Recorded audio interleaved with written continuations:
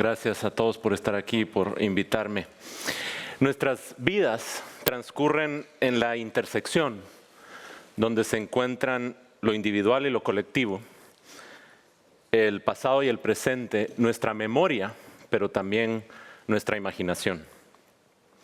A los 24 años, en 2006, trabajé en un proyecto que buscaba conmemorar el 10º aniversario de la firma de la paz en Guatemala, después de 36 años de guerra civil. Mi trabajo consistió en documentar las voces de quienes habían participado en el proceso, negociadores, políticos, militares, excombatientes. Pero también tuve la oportunidad de escuchar las voces y las historias de las víctimas y de los sobrevivientes. Descubrí un país que no sabía que era mío. Desperté a la historia. Para muchos de mi generación, nacidos en la ciudad de Guatemala, lejos de los territorios más violentos, la historia nos había sido negada, vivíamos de espaldas a la historia. Nuestros padres nos protegieron del miedo cubriéndonos los ojos y los oídos. Pero una vez despiertos, es muy difícil volverse a dormir. La historia era un relato que me proveía un lugar en el mundo y me ayudaba a explicarme quién era yo. Poco tiempo después comencé a escribir mi primera novela. Era la historia de un grupo de vecinos en una zona marginal de la ciudad de Guatemala que frente a la corrupción y la inoperancia de la policía deciden ellos mismos tomarse la justicia por la propia mano para juzgar a un criminal violento. Al hacerlo, los personajes del libro, esos jueces improvisados, terminan ellos mismos convertidos en monstruos. De manera muy intuitiva, como suele ser la primera vez que uno comienza a escribir, creí que simplemente estaba inventando personajes y situaciones, narrando un conflicto imaginario, y no sabía que debajo de la superficie mi escritura estaba conectando con los miedos y los deseos de mi país. La novela recibió un premio, fue publicada al año siguiente, y empecé a tener conversaciones con toda clase de lectores que siempre terminaban con la misma pregunta. Todos querían saber si la historia que había contado era real. La ficción se ocupa de una de nuestras necesidades menos comprendidas como seres humanos. La necesidad de saber no solo lo que ocurrió, sino lo que pudo haber ocurrido. No solo lo que es, sino lo que podría ser. Es decir, necesitamos saber no solo los hechos, sino lo posible y lo probable. Nuestros antepasados supieron que esa capacidad de inventar historias es un asunto de supervivencia.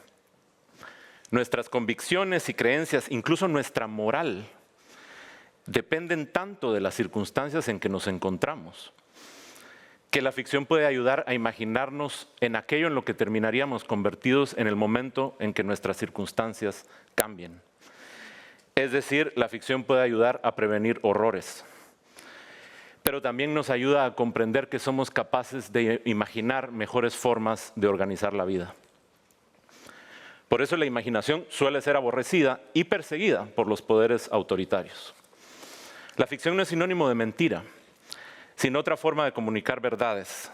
El poder transformador de una historia no depende necesariamente de que ésta sea real o imaginaria. La memoria y la imaginación son capaces de sostener muchas veces las mismas verdades. Por eso los opresores suelen empeñarse con tanta violencia en borrar tanto la memoria como la imaginación de los pueblos oprimidos. La imaginación y la memoria, sin embargo, suelen ser más fuertes.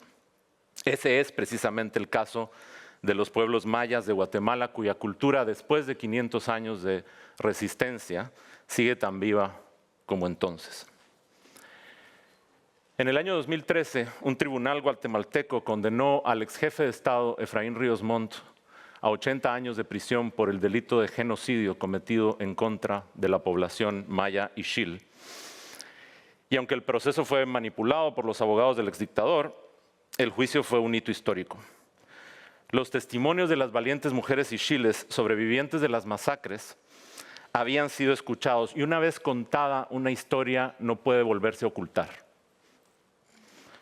La historia de cada una de esas mujeres había restablecido para todos nosotros la confianza en la justicia. Nos habían demostrado con sus voces, con sus testimonios, con sus historias, que la impunidad, como habíamos creído, no era un destino inevitable. 2 años después del juicio, en 2015, Guatemala vivió masivas protestas anticorrupción que forzaron a la renuncia de un presidente y de una vicepresidenta. Lo que motivó, sin embargo, a los ciudadanos a salir a la calle no fueron solo las cifras del dinero robado, que se contaba por decenas de millones, sino las historias que estaban detrás de esos números. La corrupción mata, cercena oportunidades, niega derechos, pero su comprensión cabal, necesaria para la movilización política y la acción, necesita de las historias y de su capacidad para interpelarnos emocionalmente. Durante los últimos años, los corruptos que gobernaron Guatemala durante décadas intentaron recuperar el poder que habían comenzado a perder gracias a la sostenida lucha contra la corrupción y la impunidad.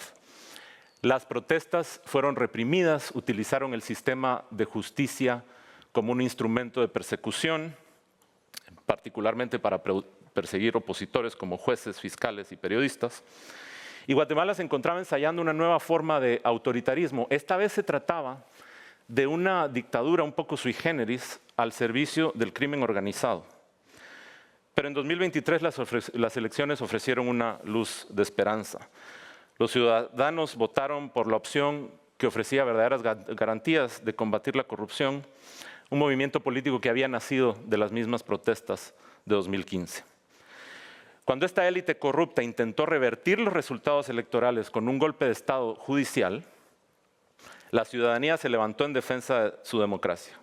Una alianza de jóvenes, organizaciones populares y el liderazgo ancestral de los pueblos indígenas frenó a los golpistas y el nuevo gobierno pudo tomar posesión. Hoy, como parte de mi trabajo en Interpeace, comprendemos que contribuir a proteger esta conquista democrática tiene que ver con contar esta historia. Y en eso estamos trabajando, en recuperar las voces y las experiencias de los protagonistas que participaron en la defensa de esta democracia, pero también en la gente común que salió tanto a votar como a protestar por su defensa y con la esperanza de un cambio. En una época de asedio a la democracia y ascenso de nuevas formas de autoritarismo, contar esta historia significa también buscar lecciones en la experiencia de Guatemala. ¿Qué clase de lecciones podemos encontrar en esta historia? Que la democracia es mucho más que una suma de procedimientos formales y en cambio es una experiencia viva de participación que debe ponerse al servicio de mejorar las vidas de las personas. Que la sabiduría ancestral de los pueblos indígenas suele ser un ejemplo inmejorable e invaluable de resistencia y lucha por la dignidad, y que la energía y creatividad de la juventud son un gran combustible para la movilización política. Ese es el poder de las historias. Frente a una historia, nuestros prejuicios se matizan. Las historias nos vacunan contra el fanatismo. Si esas historias provienen de la imaginación, nos permiten soñar con otros mundos posibles. Si las historias provienen de la realidad, permiten que nazca la empatía. La empatía, de hecho, comienza con nuestra capacidad de imaginar otras vidas. Toda historia es un puente y toda historia es un espejo. Una última palabra de precaución. Ninguna historia es simple, porque la condición humana no es simple. Somos la suma de nuestras contradicciones y de nuestras complejidades. Seamos cautelosos cuando escuchemos una historia que intenta reducir la realidad a lo blanco o lo negro. Detrás de una historia demasiado simple suele haber un demagogo intentando manipularnos. Defendamos la imaginación y la memoria. Sigamos contando historias, precisamente lo que hemos hecho hoy en estos Peace Talks. Sigamos escuchándolas, ayudemos a otros a contar la suya. Contar una historia ya es una forma de resistencia y de resiliencia. En el acto de contar una historia ha residido siempre nuestra capacidad para la esperanza. Muchas gracias.